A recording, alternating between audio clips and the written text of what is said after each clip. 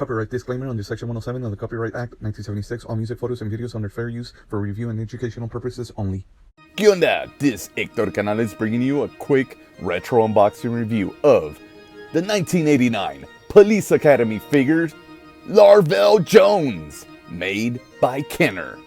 Police Academy! This is Jones. Numbskull's robbing the bank. Each sold separately. Come in, Mahoney. I'm on the case. Cops! I'm out of here! It's karate time.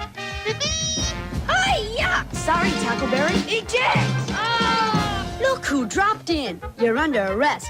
And underwater. Case closed. Where'd he go? I'll blast him. Police Academy. Crash Cycle, Mahoney, Jones, and other figures each sold separately. Released roughly around the same time as the Ghostbusters and the Beetlejuice figures, made also by Kenner.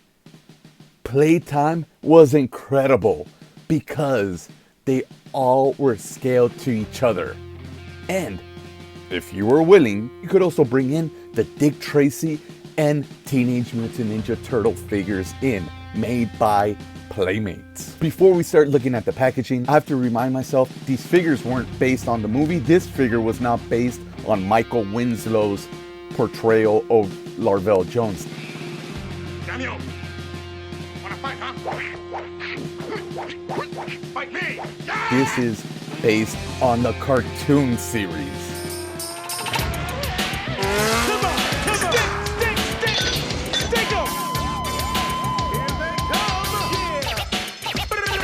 They fight for justice! They stand up for the truth! They save us from the power of a cowardly crew! They protect the rights of all citizens! When it's time to fight, they fight to win! Hooray! They're tested, tried and true! They keep the peace! For you and me. Hooray! The Police Academy!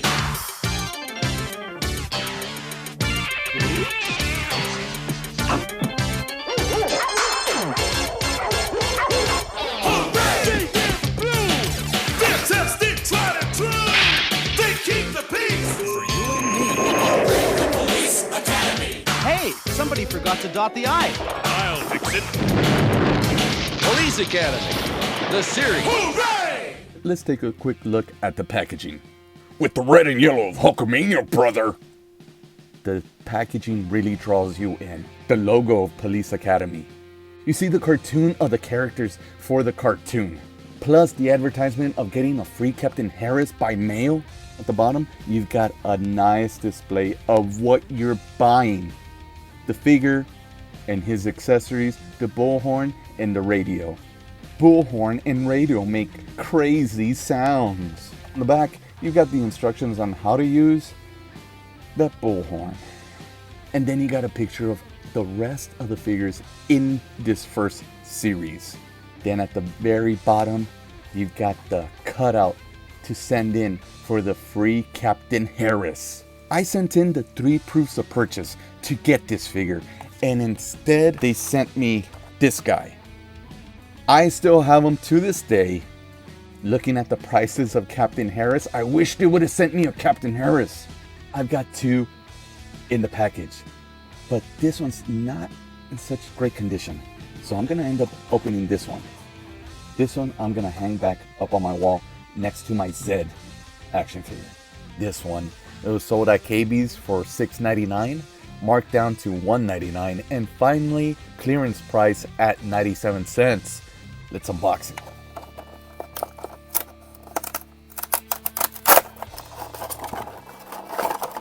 Let's smell him. He doesn't smell anything special. His ears are already mashed up. There's something going on here with the plastic. There's like little spots where it seems like, yeah, like the plastic was melting. It's pretty odd, the condition this figure's in. I mean, he's brand new.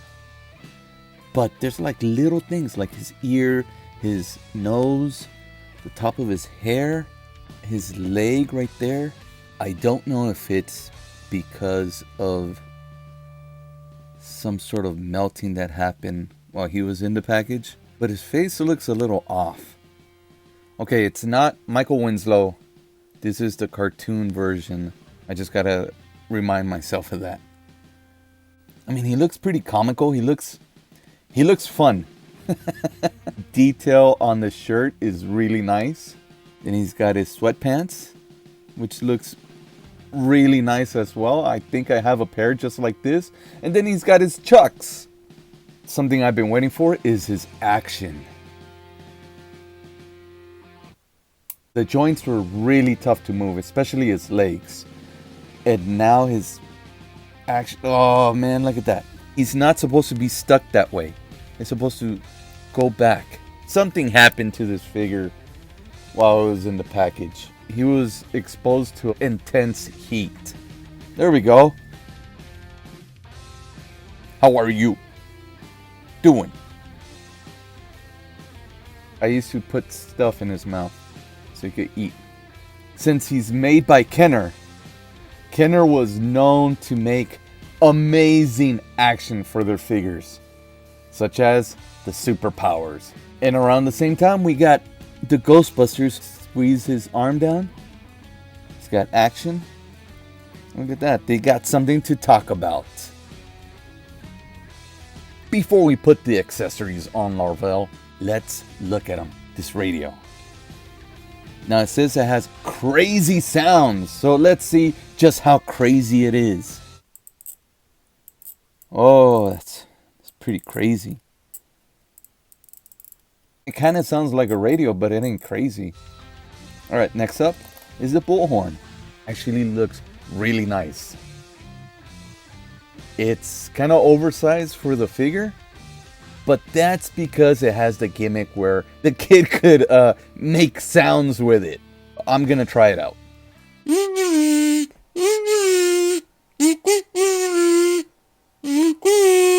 It's perfect for when your teenager doesn't want to wake up for their online school. It's time to meet Mr. Funny Voice. Hello. Oh, it's just air. As I was going to put the Bullhorn on Larvell, I noticed he came with a little finger on there. I guess the designers made it that way so that he can hold on to the Bullhorn. Otherwise, that grip is just too wide for that handle. And the other hand, well, the other hand can't really hold on to the radio unless he holds it that way, like above his head almost. There we go. And it's a little awkward, but sometimes it stays on.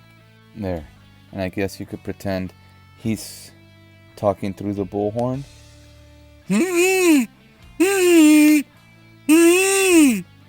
As a kid, this guy was one of my favorites. The figure was a lot of fun. The accessories were a lot of fun. As an adult and trying to review this guy and trying to keep him standing with the accessories in his hands, he's pretty annoying. Thanks for joining me on this quick retro unboxing review of Larvell Jones. Don't forget to like, subscribe, and comment.